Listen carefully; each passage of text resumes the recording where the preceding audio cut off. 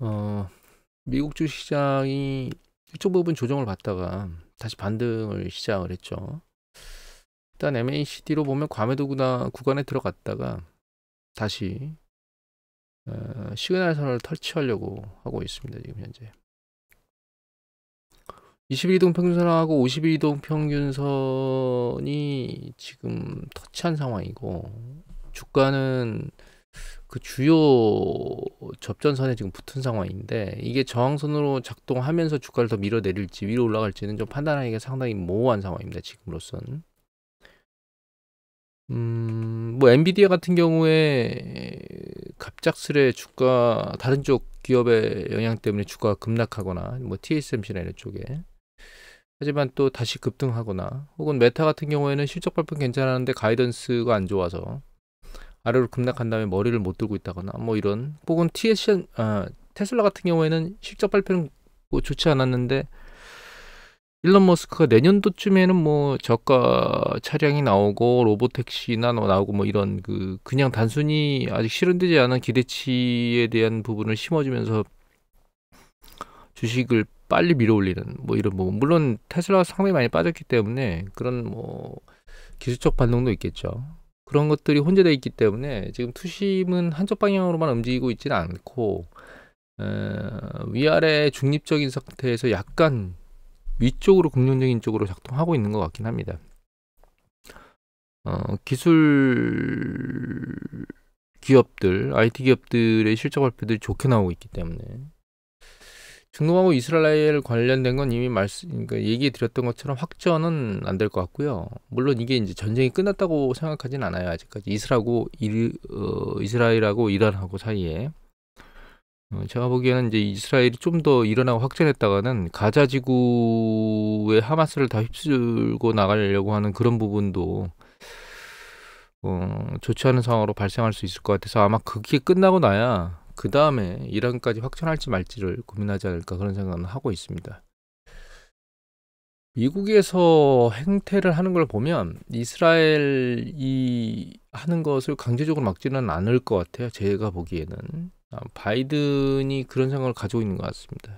전 세계에서 욕을 먹어대고 있긴 하지만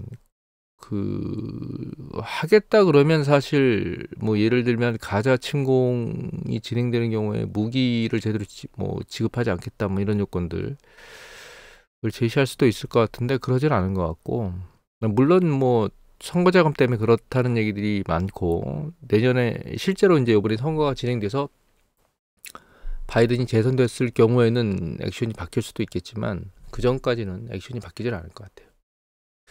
쓸모없는 얘기도 3분이나 얘기를 했는데 일단 해서 주식시장이 어느 방향으로 움직일지는 좀 더 봐야 될 것 같습니다.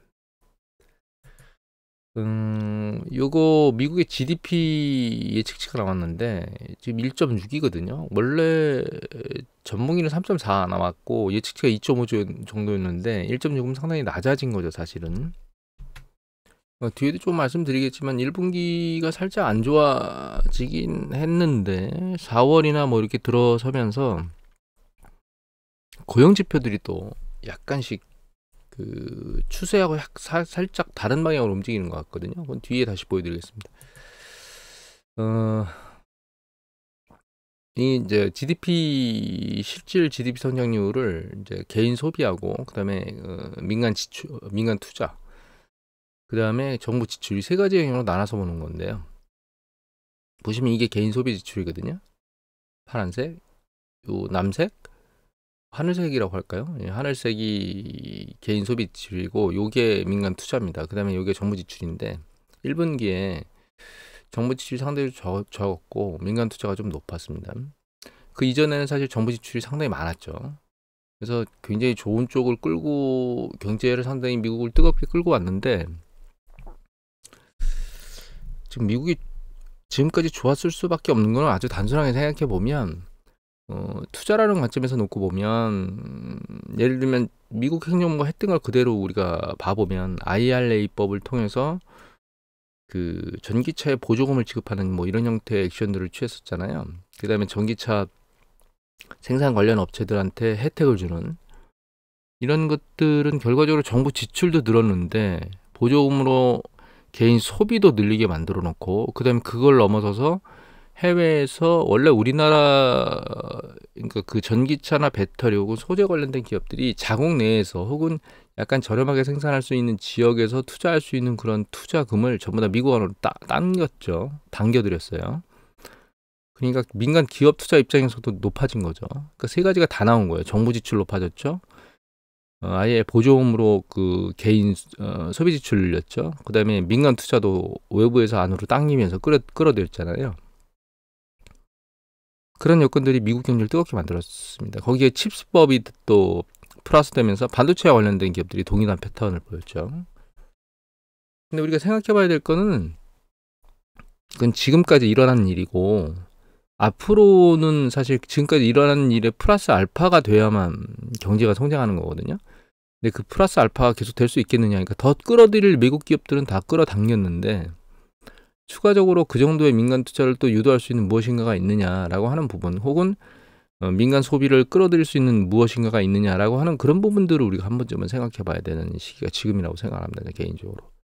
그러니까 IRA법을 지출한 것만큼 지출한다면 사실 동일한 수준이기 때문에 GDP 성장률은 더 많은 지출을 요구하는 거거든요. 그것도 물가를 뛰어넘는 수준으로. 따라서 그런 액션이 계속 진행되기가 쉽지 않으면 경기는 수축 국면으로 빠지게 되는 거죠. 그런 부분들을 한번 생각해 봐야 될 때가 아닌가라는 생각을 하게 됩니다. 요거는 가끔 보여드리는 리얼 인베스터 어드바이스에 나오는 그 뉴스레터인데, 동일한 얘기들이 쭉 나와요. 그러니까 아니 뭐 동일한 얘기라는, 제가 일단 두 가지 정도 데이터 차트를 보여드리려고 이건 열었는데, 하나의 차트는 이거거든요. 유동성이라고 하는 부분들. 지난번에 보여드린 차트 중에 이런 차트가 있었죠. 파란 게 이제 유동성 측정하는 건데, 이게 이제 연준 자산에서 재무부 당좌 계정의 금액을 빼요. 왜냐하면 재무부 당좌 계정에 돈이 있다는 얘기는 그만큼 시장의 유동성이 빨려 들어져, 재무부가 들고 있다는 뜻이죠. 그 다음에 RRP라고 해서 역환매 RP인데, 이건 지준 예치할 수 없는, 뭐 예를 들면 MMF나 혹은 뭐 투자자산운용회사라든가 뭐 이런 쪽에서 지준 예치할 수 없는 현금을 연준에다 예치할 수 있거든요. 그런 부분들인데, 그것도 예치되면은 시장의 유동성이 빨려 나오는 거기 때문에 그 두 가지 금액을 연준이 보유한 자산에서 빼주는 거예요. 그래서 이제 실제 유동성을 측정하는 건데, 이 유동성의 움직임이 사실 주시장하고 일정 부분의 상관관계는 약간 가지고 있거든요. 100%는 아니라 하더라도.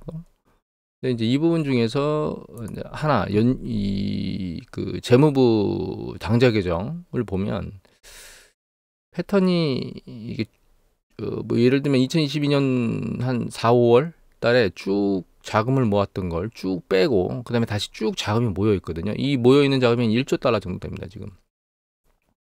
이 연준이 이 자금을 쭉 뺄 수 있다는 거죠. 이 자금은 세금을 걷어들였다거나 국채를 발행하거나, 근데 그게 즉각 쓰이지 않으면 여기에 들어오는 계정이거든요. 그래서 향후에 이 유동성이 쭉 풀려나가면서 시장을 유동성으로 밀어올릴 수 있는 가능성이 있다라고 하는 거예요. 물론 100% 항상 그렇지는 않다고 생각할 수도 있습니다. 뭐 예를 들면 여기 유동성이 쭉 빨려 들리고 있는데도 불구하고 여기 보면 시장이 좀 올라오죠. 그렇죠? 그러니까 100% 여기에 상관관계가 있진 않아요. 여기서도 보시면 유동성이 이제 이게 이렇게 쪽 빠지면 공급되는 건데, 공급되는 과정이 올라갔지만 여기 보시면 이렇게 쭉 공급되는 과정 중에 주가가 또 빠진 때도 있잖아요, 패턴이.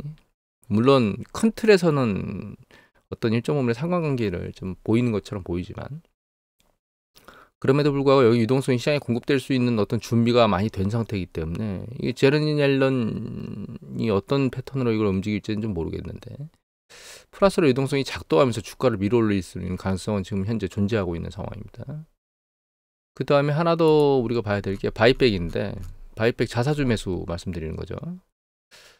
작년에 2022년보다 바이백 총 그 매입 금액이 14% 줄었는데, 올해는 예측치로는 한 13% 늘어날 가능성을 가지고 있고, 이런 바이백 매수가 EPS를 증가시키는 역할을 하거든요, 사실은. 그리고 EPS가 지금 약간 좋게 나오고 있는데, 플러스로 바이백을 해대면 더 좋은 EPS가 나오게 되고, 그건 주식 가치가 낮다고 인지를 시키게 될 거고, 결과적으로는 주식시장을 살 수 있는 매력적인 구조로 바꿀 수 있는 패턴이거든요. 그래서 그 바이백이 결과적으로는 시장을 또 추가로 밀어올 수 있는 여건을 가지고 있다라는 생각은 할 수 있습니다. 그래서 이거는 주식시장의 긍정적인 시그널인 거죠. 요소인 거고, 실제로 실질 GDP가 상대적으로 낮게 나온 거는 부정적인 요건이에요. 이게 2분기에도 계속될지는 좀 모니터링을 해봐야 될 문제인 거죠. 자, 그 다음에 또 한 가지 보여드리면 이게 그 소매 판매인데 실질하고 파란 게 실질입니다. 이게 명목이에요. 근데 이제 명목 빨간 걸 보면 얘가 마이너스로 내려가진 않고 플러스대에서 계속 잘 움직이고 있습니다. 지금도. 하지만 실질을 보면 최근 패턴 2022년도 이후에 미국의 실질 소매 판매는 사실 플러스 마이너스로 왔다 갔다 하는 그런 좋지 않은 패턴을 보이고 있어요. 그렇게 늘어나는 건 아닌 거죠. 실질 판매. 이게 실질이라는 얘기가 사실은 양이라는 거예요. 예를 들면 뭐 제가 라면 뭐 신라면이 500원이라고 치고 10개를 구매를 하게 되면 5,000원이잖아요. 그런데 신라면이 50원이 올라서 550원이 된 시점에 제가 5,500원을 지출한다 하더라도 신라면은 10개를 사는 거잖아요. 그러면 그거는 경제가 성장하는 게 아닙니다. 동일한 양을 구매했기 때문에 가격이 올라서 지출이 많아진 거지. 그런 관점에서 보면 이거는 사실 실제 소비자들은 지금 소매 판매 영역에서 더 많은 양을 사지를 못하고 있어요. 더 많이 샀다고 명목으로는 보이지만 실질로는 더 많은 양을 사지 못하고 있는 거죠. 물가에 짓눌려서. 물론 2022년도 같은 경우엔 2021년도에 너무나 많이 전년 동기 대비 증감률이 올랐기 때문에 여기 보시면 그렇기 때문에 이게 마이너스 영역 플러스를 크게 넘지 못한 영역에서 움직였다고 하지만 실제로 이게 안정화된 2023년도 2022년도에는 이제 구매지원금 나온 것들이 일정 부분 손익되고 점진적으로 약해지는 그런 패턴을 보인 뒤에 이제 나온 거기 때문에 2023년도에 이렇게 상대적으로 약했다는 얘기는 물가를 뛰어넘는 수준의 소매 판매는 일어나지 않았다. 실질 소매 판매는 그런 패턴으로 봐야 되거든요. 지금도 이제 그런 패턴을 보이고 있긴 한데 약간 우리가 생각해 봐야 될 건 이제 이 부분이거든요. 조금만 더 보여드리면 이건 다른 거예요. 다른 건데 이 빨간 게 전체 노동자 수거든. 노동자 수의 전년 동기 대비 증감률이에요, 얘가. 그런데 이걸 좀 길게 보면 이 빨간색 패턴이 이렇게 아랫방향으로 내려가는 패턴을 보이면 정점을 치고 이게 경기 수축에 진입할 가능성이 높아지는 거거든요.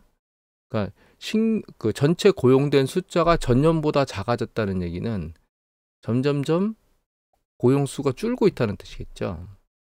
그리고 그게 여기 보시면 소매 판매에도 영향을 미쳐요. 보시면 연두색을 잘 보면 빨간 게 아래로 추세적으로 내려가는 전년 동기 대비 이렇게 유지하는 게 아니고 그 증가율이 떨어지기 시작하면 그러면 이 실질 소매 판매도 영향을 미치게 됩니다.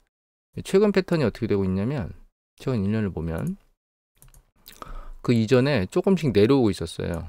추세적으로 쭉 빨간 게 내려오고 있죠. 그러다가 이 내려오는 강도가 살짝 옆으로 누분 상태입니다. 살짝 들렸어요. 3월에는. 그러면서 얘가 이제 살아나고 있긴 합니다. 얘가 다시 들려 올라가면 이 소매 판매도 위로 전년 동기 대비 증감률이 올라갈 수 있는 영역이 커지겠죠. 실질 소매 판매가. 그런데 이제 이게 위로 계속 들릴 거라는 생각은 안 하고 있어요. 왜 그러냐면 이게 이제 정규직하고 일용직의 전년 동기 대비 증감률입니다. 이거 실질로 보시는 게. 근데 이 풀타이머 그러니까 정규직이 이미 전년 동기 대비 마이너스로 진입했어요. 그러니까 전년 동기 대비 풀타이머 숫자가 줄어들었다는 얘기입니다. 그러니까 정규직이 줄어든 거죠. 그리고 비정규직은 늘어나고 있어요. 그리고 이게 전체 고용 숫자거든요. 점선으로 되어 있는 게. 이게 이제 비정규직 숫자는 계속 늘어나고 있는데 정규직 숫자는 느는 게 멈추고 지금 감소한 상태인 거죠.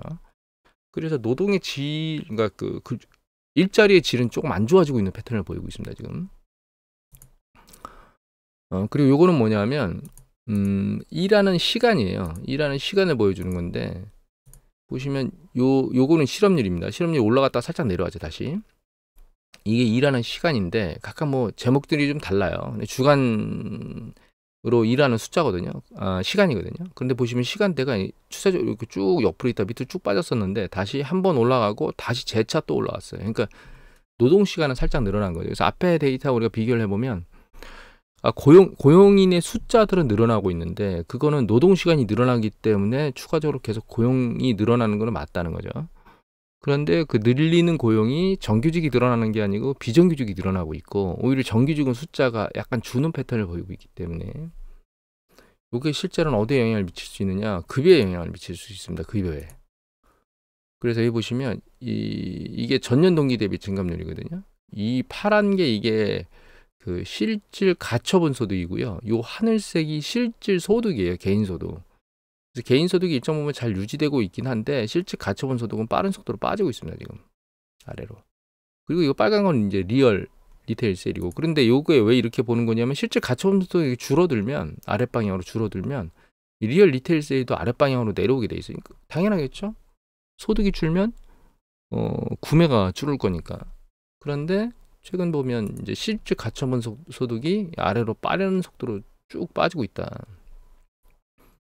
근데 앞에 우리 노동시장으로 놓고 보면 노동시장이 정규직의 이 비정규직으로 대체가 되면 결과적으로 그 급여는 이거는 이제 급여의 총량이니까 급여의 총량은 줄어들 수밖에 없겠죠.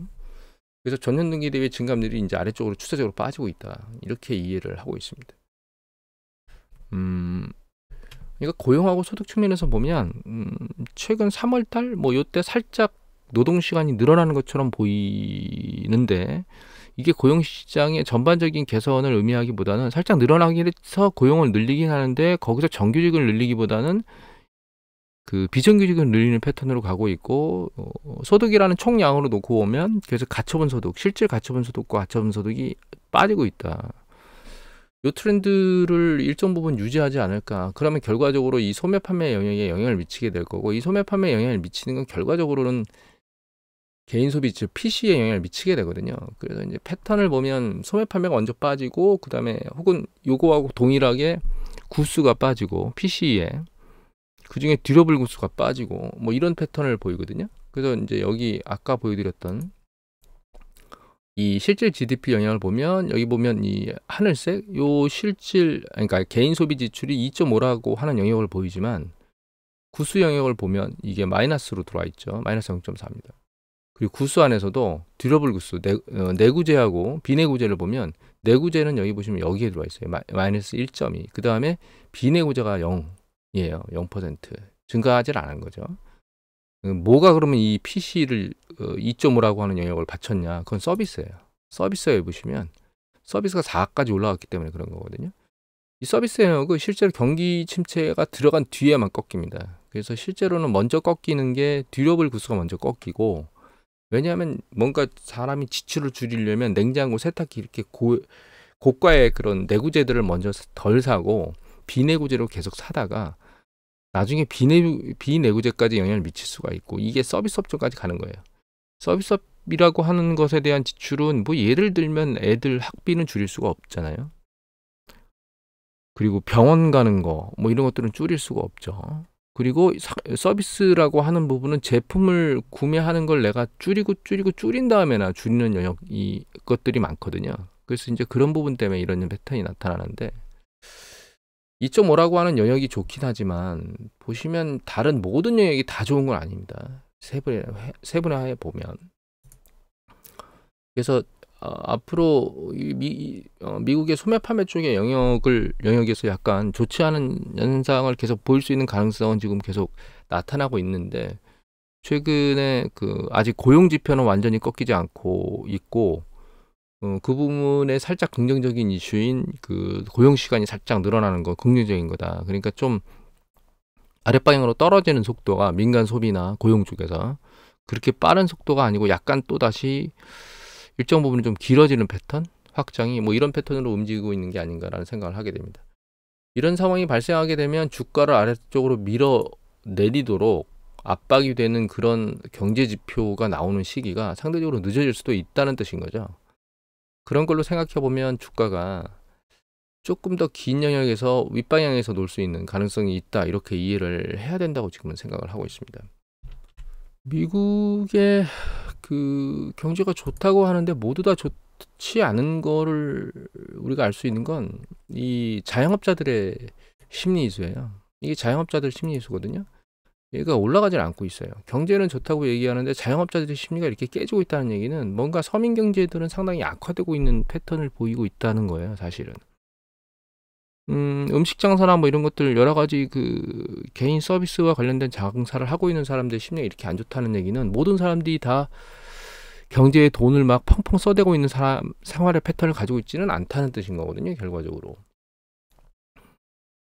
물론 코로나 팬데믹 지나고 나서 1차, 그다음에 2차 재난지원금 지급하면서 올라왔던 이후에 자영업자 시장은 계속 깨지고 있고, 이 깨지고 있는 이런 상황에 사실 일어나고 있는 가장 큰 현상들은 인플레이션이 상당히 높아졌다는 거예요. 근데 아까 앞에서도 보여드렸지만 2022년도부터 지금까지는 일부 소매 판매가 그렇게 양적으로 늘어나진 않았었잖아요. 그런 것처럼 그게 실제로 자영업자들의 심리 패턴이 그대로 나타나고 있는 거죠.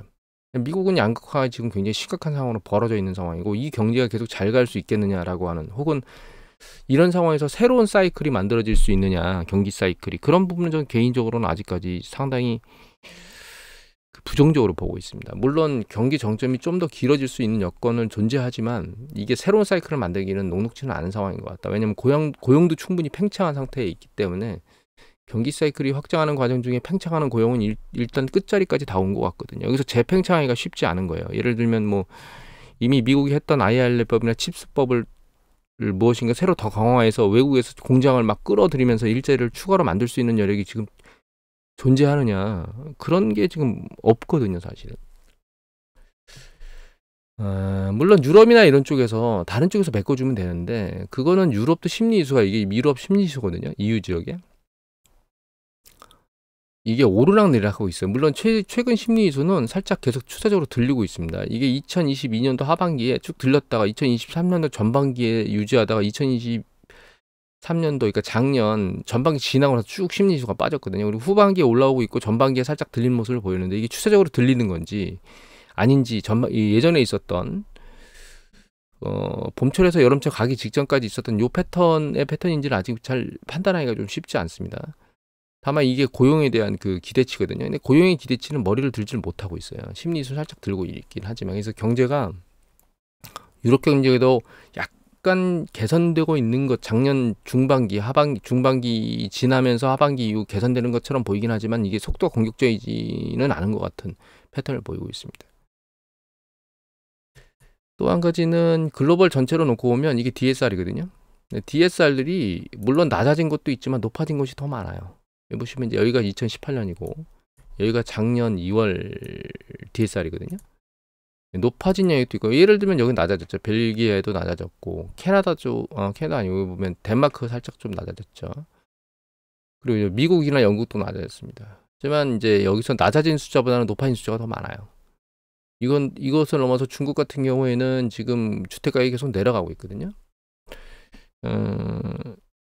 글로벌 전체를 놓고 보면 지금 모형새가 바뀐 거는 이미 앞에서 말씀드렸지만, 미국은 IRA나 칩스법을 통해서 자국 내에서 과거에는 생산하지 않았던 공장들을 다 끌어당겼고, IRA 같은 경우에는 구매에 대한 보조금까지 지급하면서 정부 지출도 늘어나고 개인 소비도 늘리는, 그래서 삼박자들, 외국에서 끌어당긴 민간 투자가 늘어나고요. 정부 보조금에 의한 정부 지출도 늘어나고요. 그거에 따라서 구매를 통한 민간 소비도 늘리는, 이 삼박자를 계속 작년에 해왔었거든요. 그리고 칩스법을 통해서는 정부 지출하고 보조금 주면서 기업들한테, 그다음에 민간 투자를 늘리게 된 거죠. 이런 부분이 미국 경제를 굉장히 뜨겁게 만들었고, 즉 미국은 자금을, 정부 지출을 계속 막 확대해서 늘리면서 정책적으로 미국 경제를 뜨겁게 만들었는데, 문제는 이게 반대로는 투자를 하는 민간 기업들이 자국 내에서 투자를 하거나 다른 지역에서 투자를 할 수 없는 것들을 다 빨아들인 거예요. 그러니까 예를 들면 삼성전자라든가 뭐 우리나라 LG엔솔이라든가 현대차라든가 이런 쪽의 영역들이 우리 내부에 투자할 수 있는 영역들을 다 끌어당긴 거죠. 내부가 아니고 외부에, 뭐 예를 들면 베트남이나 중국이나 혹은 뭐 다른 쪽에 투자할 수 있는 영역도 빨아서 당겨간 거거든요. 그러니까 글로벌의 성장 부분들을 미국이 다 빨아들인 게 있다는 걸 이해하셔야 돼요.